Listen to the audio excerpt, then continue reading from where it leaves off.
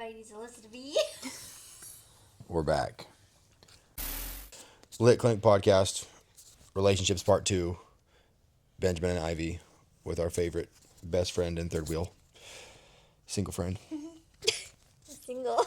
If anybody in the audience is interested, please help.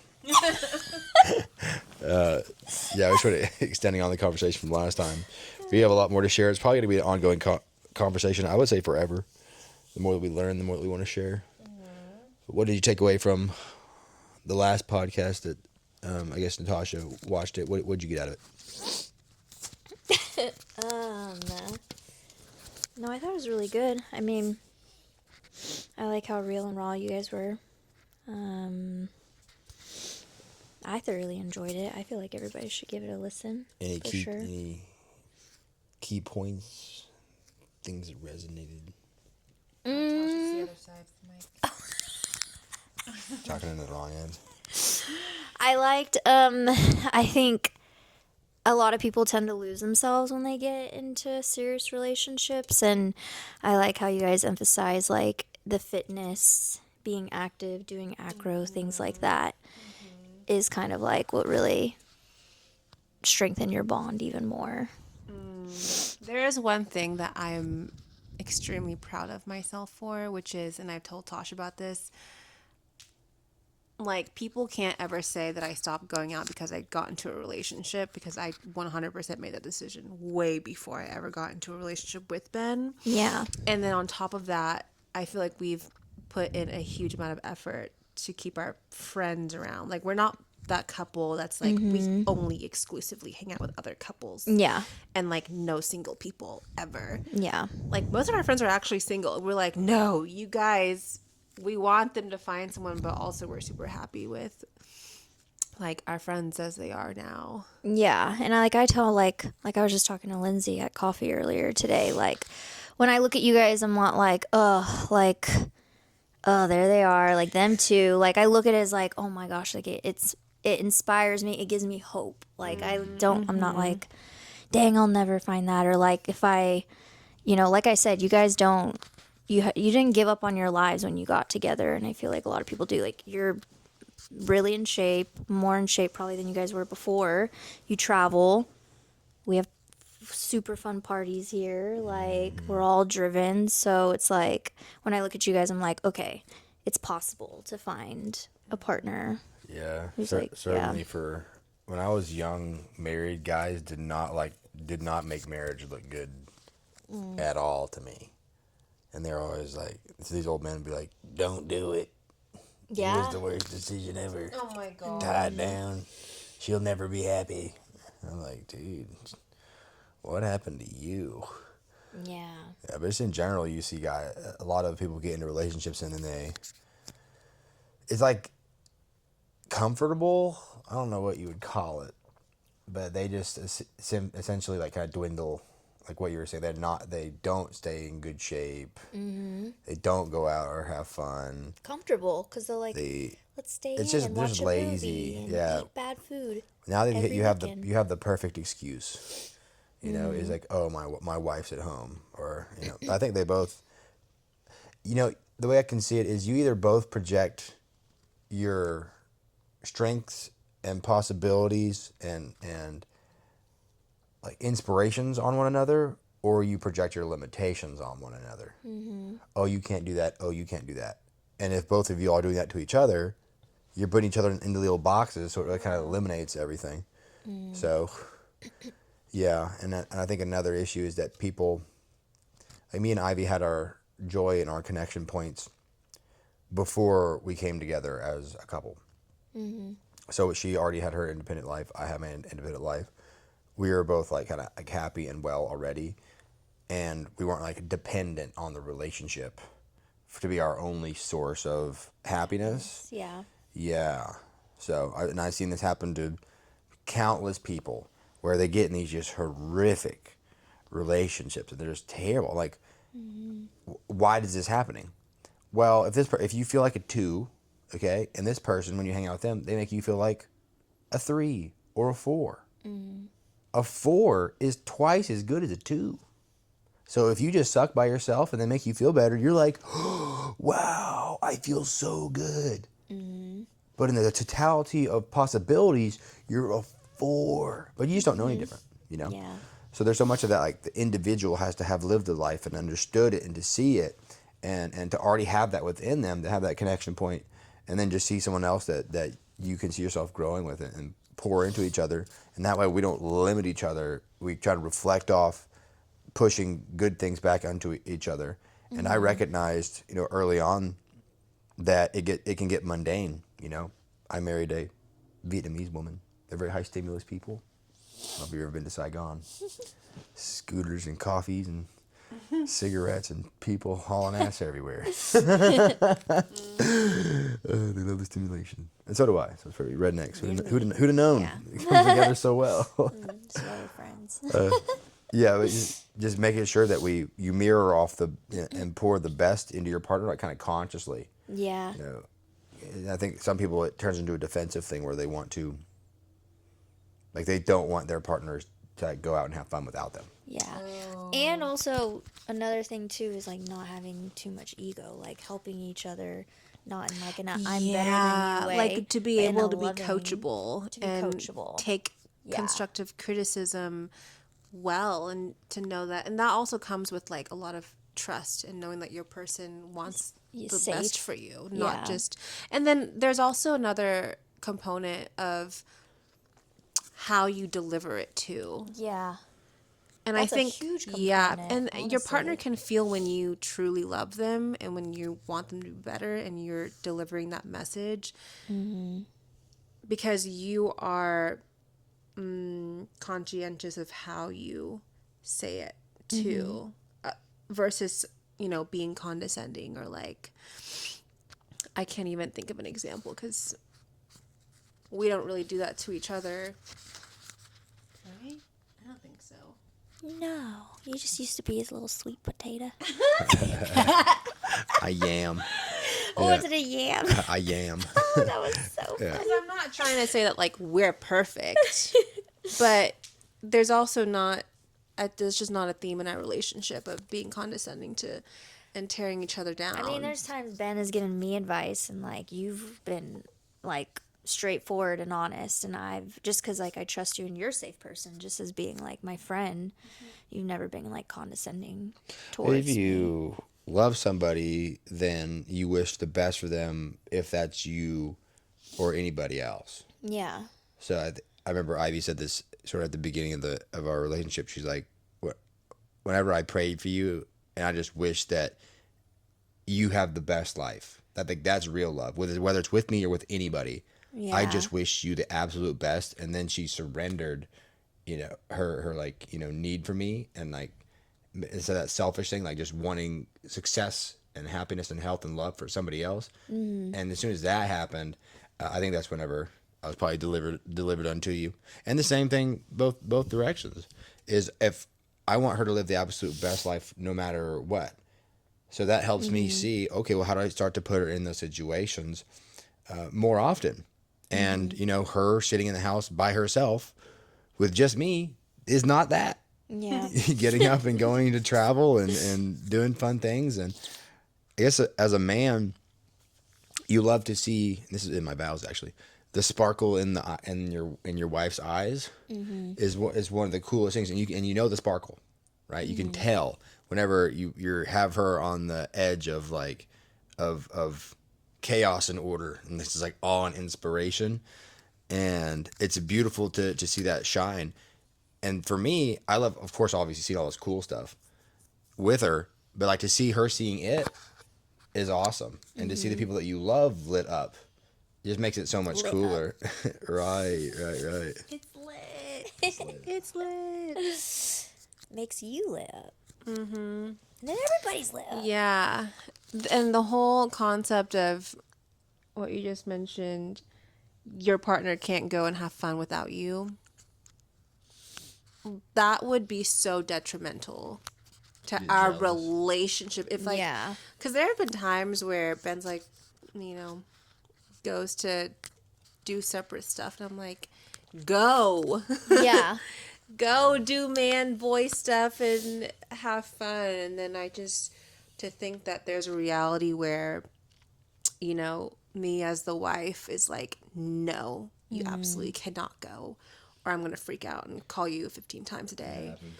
It And does. it does happen. And I'm like, first of all, that sounds miserable for me. Yeah. I've heard of guys having to sneak out of their houses and like put their golf clubs out the window and then climb out way. the window so they can go golfing. Like, for real, it's a true story. Yes. What? Sneaking around, trying to go hunt and go fishing. That's But it's crazy. also like, as a single woman, I'm looking at it as like, but like, what is the guy doing too? Like, why doesn't she trust him to? I always think that there's like three sides to a story: her side, his side, and then the truth of it. So it's like, I don't know. It just also I mean, I definitely. I don't know. There's knows? so many situations, and then there's also a lot of people just have anxiety over their relationship. Yeah. It's like an attachment style. Yeah. Where people can't be around without their partner for any longer than a certain amount of time before they start, have to be in contact. Like whenever Ben and I are separate on a trip, it probably takes us 2 days to even call each other. Or something like that, yeah. Like we'll text, check in. Ben usually is really good about calling me at night and checking in before bed. But it's like, even if he doesn't, I'm like, Yeah. I'm sure he's having, like I don't even... I feel like when you're connected on a deeper level, the superficial stuff just isn't like really warranted or necessary, Yeah. And then obviously if we trust in each other as sufficient and capable human beings, like you don't have to, did you land okay? Are you there? Is it good? Is everything okay? It's like, I've already traveled the world. I can figure out going to Houston. You don't need to text me and ask me if it's going to be okay. But other people, what I see is like a fear-based approach to the relationship. Like everything is being filtered through the lens of like, what if something goes wrong? And they're just not, faith-based in their relationship or in their lives, and then they're applying that to their relationships. And then, first of all, there's just infinitely things that could go wrong. So if you're in that mode, I'm sorry, but the thoughts they're never going to stop. So I do have friends who have, wives who are in that department who are just, kind of baseline anxious or fearful or have trauma or whatever. And when I say every 15-minute phone calls, so like throughout the day, you're looking at like 30, 40 phone calls. Oh, no. No. No. That would drive me crazy. Yeah. Like, What my are you mom doing? calls me 3 times, and I'm like, by the 3rd time, I'm like, what? What do you want? Right. So like that's an example, right? Yeah. So if My mom is one. right. So She's gotten a lot better. for sure. Bless her heart. Yeah. Now, like just to remedy the situation is I think guys usually do a poor job of recognizing that this problem is not going to be solved with words. Because how many fights have not got better when the guy says, calm down. Just be calm. And she's already losing Just it. relax. No. Yeah, you're freaking out. Quit being crazy. Ooh. Have you heard that one, Tosh? Who, me? Quit being crazy. What? Crazy? No one ever said that to you? You probably She's never heard those words in her really entire life. ignite when you hear that one. It's been a long time, probably my 20s. Good, Yeah. good. I haven't been in like a situation because a lot of things too a lot of like it's your with like the people that are calling and texting their boyfriend or husband or whatever all the time. A lot of that too, like regardless if the boyfriend is actually trustworthy or not, at the end of the day, we should be able to calm our own nervous systems. We should be able to regulate ourselves, whether or not How they to are out self-soothe. there cheating. How do we, like that's a big thing I'm working on, like lately is just, and I've worked on in the past, but even more right now, just regulating my own nervous system, regardless of what's happening in the world with your boyfriend, husband, with your friends. Like, you're in control of yourself. So You that's see a big dogs part. like this that are like when the owner's not around, they're just like not okay. Yeah. You know what I'm saying? And that's like, that's a lot. You know what I'm saying? It's just a lot. And I can appreciate some people are pack animals and want to hang out, but the word that we would call this is codependent. Yeah. Right? You're dependent on this person to feel okay, when really we should be dependent on the spirit, aka God, whatever you want to. It's particularly, but yeah, that leads to your ability to be able to feel fulfilled without anybody else around you. I feel like that is somewhat of a necessity. Of course, whenever you get into marriage, it's different because you kind of become one, and you certainly want your person safe and such. But it's two people living their own lives and then coming together. So that process it's hard to describe on the other side. That's why as a single person, self-regulation is like, I think is so important. So that when you do find that person, you're going to be able, your nervous system, God is going to be able to tell you, but then your nervous system also will be able to tell you, like in your body, you know, like your body will be able to tell you whether or not. And if you're regulating on your own, when you are around that person, like you'll be able to tell, okay, I'm feeling this. Well, you know. I think so many people get into not the greatest relationship, or like not the right relationship, is because they've never actually connected to their own nervous system and was like, what is my body telling me about this situation? And they're just waiting for the other person to soothe them, when really they should be finding that answer within themselves. Wow. That's why I don't like texting. I think texting. We don't Even text. you guys, We even you don't guys text. said that like you guys don't even. We send information back and forth, and like every once in a while, Ben would be like, "I love you, Ivy," or like he'll send me, you know, little poems every now and then, but Shouldn't be your main source. it is not our main source of. No, not at all. And that's where I think about like the dating culture now can get really toxic, because like you go on TikTok or Instagram, they'll be like, they don't text you in 24 hours. Oh my God. They're done for. Like, and it's like, no, like it's okay if they don't in the beginning stages, if they don't text you for Right. 24 hours. They have a life. They're not your husband yet. Yes. They're not like let them live their life. Let them process. Let them like you know, whatever they're doing. I mean, Like- even now, Ben, like, I'll send him texts he won't read for 3 days. Yeah. And I don't. That doesn't happen. Yes, it does. 3 days. 3 days. I'll be like, did you send my text? No. It's a picture of our dogs. Like, okay. Yeah. Okay, see our Super dogs. non-important stuff. See our dogs all day. Look how cute Leo looks. Yeah. So as soon as what happens to people is to use that analogy earlier is like, okay, I'm a 2 and this person makes me feel like a 4.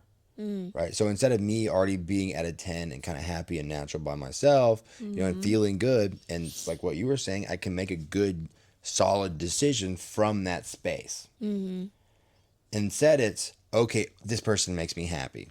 This person helps me. This makes me feel something. They make me feel better. Or for some people it helps you like regulate. When you're around a regulated person, it makes you feel regulated just because you're in their space. Yeah. Right? Like some people just have a soothing aura. So when you're with them, you're like, this is enjoyable. So when there's like an anxious person and that comes on to a person who's like that, they feel better around them, so they kind of stick to them. Now, if you really want to mess your relationship up, is when people start to think, why is my partner making me happy anymore? Why aren't they making me happy anymore? The question should be, how can I serve my partner better? Yeah. Yeah. Yeah. It's also the faith-based way too. When you think about it. Well, it's an act of Service. it's an act of service. This person's an extension of you. So like, instead of trying to extract resources out of them, Yeah. right? It's a vampire, right? You're showing up with vampire, blood-sucking, parasitic energy, right? And that's exhausting. And I have dated women like that before in the past, where like they're having a breakdown or a meltdown, and like they want to like come over and use you to make them feel better, and that made me so uncomfortable. I was like,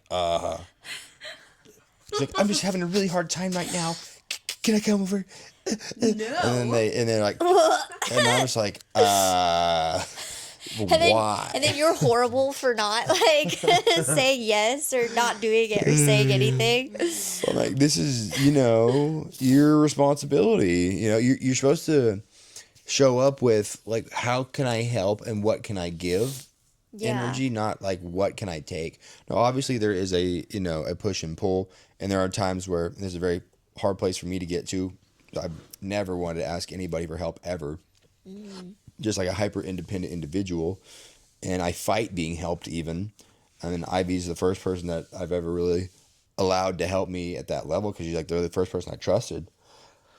But for me to even ask for a meal or to ask for a massage or like a back rub or something, it's the hardest thing for me to do, because like so much of my identity was and is like what I provide and what I do for others, and I didn't want to be somebody who's in the way or annoying. And as a guy or a man, you're often viewed for what you provide is your identity. And so many guys they can't allow themselves to not give, because then now they feel like, oh, they're taking from the community, and then that's attached to their worth. So you feel like they feel like they're dying. They feel like, oh no, I'm not doing my function. I can't take from others. I can only give. Well, the problem with that is that there's no exchange. Yeah. And some people, they have to give in order for them to feel loved. Like for my father's sake, my dad is a provider. He loves to pay for stuff and help people out. And whenever like I was in college, for example, I didn't let him do that. I was like, no, dude, you got 7 other kids to worry about. I was like, and obviously I was struggling, financially and such. And I didn't realize it at the time, but I was killing my dad because I was denying his way of expressing love to me. Yeah. And that sucks, because I could have just let him be like, hey, let me buy you a couple meals or eat you a meal plan or something while you're there. And I thought that I was doing him a service, but really I was costing our relationship. And really the exchange and making him feel important and showing up and giving back is the best thing that you could do. Like, say for Ivy, she wants to make me food. Right, and that blew my mind. And she likes to rub my back or my feet or whatever. I was like, dude, it freaks. I can't say it freaks me out, but yeah, it's like somebody wants to take care of you, like Yeah. And then I see the way she takes care of her dogs. You know what I mean? And I was like, well, I guess I'm just like kind of one of those. I guess if they're accepting it, I should accept it as well. Right. I said, and they're not even asking. You know what I mean? They're fighting it, if anything. Yeah. Oh, it's funny. Oh, I had a point to make about whenever you said, when someone's going through a hard time and they're seeking someone else to regulate their nervous system, and you're, that's their responsibility type thing. Well, there's also people out there who like to be in the savior position, where it's like, oh, you're having a tough time, like, come here, tell me about it, and like just playing the savior role, because that it feeds their ego. Yeah. So important, yeah. But then I feel like those relationships always end up like failing, and then that person it's is not like healthy. Yeah, like that person becomes resentful. That was like the savior. I mean, even like, in friendships, that's not something that I can really tolerate a lot of. That's so true. Like, if my friend's going through like a real tough time, like if I sense that you need my help, I want to come over and freaking help you with things that you need, which I have done before. You have, like, yeah. Maybe your friend needs help with the laundry a little bit. She's having a rough time. Fine, like whatever. But if it's like I'm not looking for my friends to come to me for me to help them regulate their nervous systems. Yeah. If they need a life raft, or if they need a life raft or a life jacket, throw them a life jacket.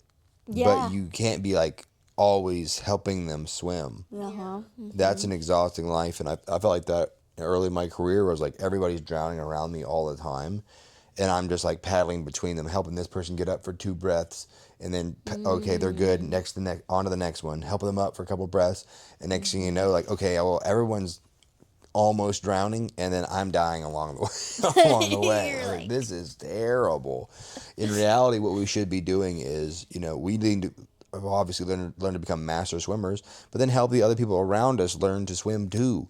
Yeah. So to make fishermen out of the men instead of just giving them fish. Yeah. And I think it's even in the role of a psychotherapist is like, if my people come to me and I give them like some feel goods and I validate them and make them feel all warm and fuzzy, like I'm making them feel better for a little bit, Yeah. but I'm not teaching them how to live and how to think. Honestly, that sounds dangerous to me. So then they'll always keep coming back just for that little boost in the high. Yep.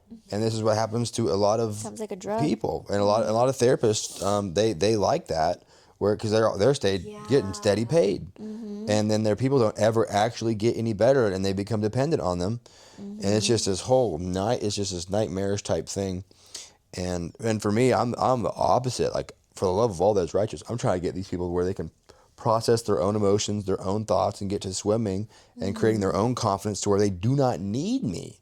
Yeah. Right, because who knows? Maybe one of these days I need help. Yeah. You know what I mean? And that's what that situation turns into, is like, one of these days you're gonna need help, and then these people are coming to you looking for food, Yeah. and you're hungry. And then what happens? Yeah, if you have nothing to provide to them, they're gonna look at you like, hey, well, you know what? What's going on here? Yeah, and they'll turn their back, and then they will not be back. Yeah. That's why you want that exchange of give and take that you have in relationships, because sometimes I'm winning and you're losing. Well, hell, let's hang out. I'll share with you, and then it flips around, and we share. That's what it kind of balances us out.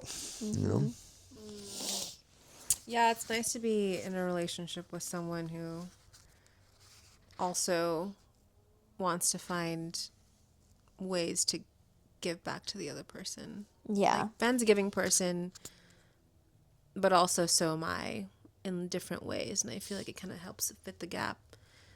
It's like a give and give. Yeah, and then we both, it's fun. It's like a fun little. Oh, I saw something about relationships where it was like, I asked my grandparents, advice on their 60, 80-year relationship, and the grandma said something like, challenge each other or compete with each other, as in who can be the better, like, if this person's doing this for me, how can I get them back by like doing something that makes them feel even more loved. And so it's just like a constant game of how can we keep on just leveling up in terms of making the other person feel loved and cherished and seen in all the ways. I like that. I know, I did too. I was like, oh, never thought of that. Just to have a high standard, a higher standard for it. And like, if this is supposed to be the highest level of love in the achievable universe, or known of in the universe, is the marriage between a human man and a human woman.